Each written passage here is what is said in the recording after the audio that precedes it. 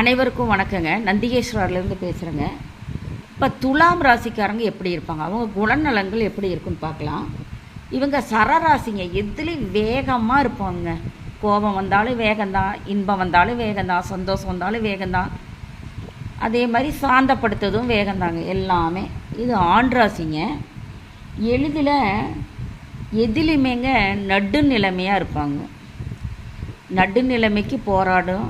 எது நல்லதுன்னா நல்லது, கெட்டதுன்னா கெட்டது, அந்த மாதிரி கரெக்டாக சர்ஜ்மெண்ட்டு அப்படி கரெக்டாக இருப்பாருங்க. வியாபார நோக்கம் அதிகமாக இருக்குங்க. இவங்க மனசில் வியாபார நோக்கம் அதிகமாக இருக்குங்க. மற்றவர்கள் எப்படி இருப்பாங்க கணிச்சிருவாங்க. பார்த்த நோக்கத்தில் அவங்க தன்மை பொறுத்து, உடல் அமைப்பை பொறுத்து அப்படியே கணிச்செடுத்துருவாங்க. அப்புறமேலுங்க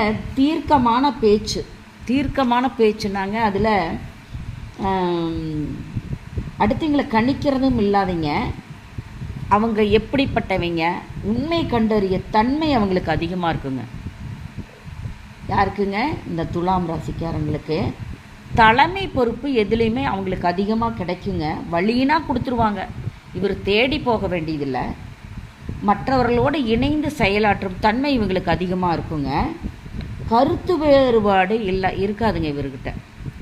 மற்றவர்களை மதிப்பது, அளவாக பழகிறது, பேசுறது எல்லாமேங்க நல்லதாக இருக்கும். நல்ல விஷயங்களாக இருக்குங்க. அளவாக பழகுவாங்க, அளவாக பேசுவாங்க. மற்றவர்கள் உதவி எதிர்பார்ப்பாங்க. இவங்க மற்றவங்க உதவி எதிர்பார்த்து இருப்பாங்க. எதிர்பாலத்தோட எதிர்பார்ப்பு அதிகமாக இருக்குது. ஆணாக இருந்தால் பெண்ணிடமும், பெண்ணாக இருந்தால் ஆணிடமும் எதிர்பார்த்து இருப்பாங்க.